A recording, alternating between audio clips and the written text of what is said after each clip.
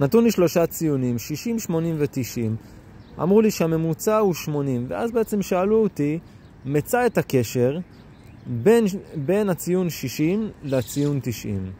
בואו נראה. נעשה את זה בשתי דרכים.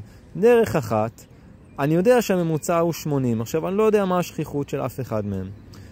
אם הממוצע 80, 80 לא מעניין אותי. הציון 80 לא מעניין אותי כי הוא לא משפיע לי על הממוצע. עכשיו, מה שמשפיע על הממוצע זה או 60 או 90. בואו נסתכל רגע על 90.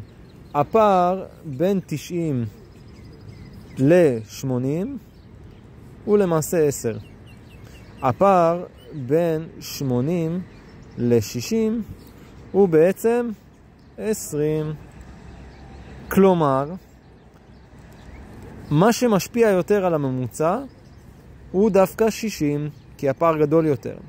לכן, אם אני רוצה שהממוצע יהיה 80, אני חייב שהשכיחות של 90, זאת אומרת מה שמשפיע פחות על הממוצע, יהיה פי 2.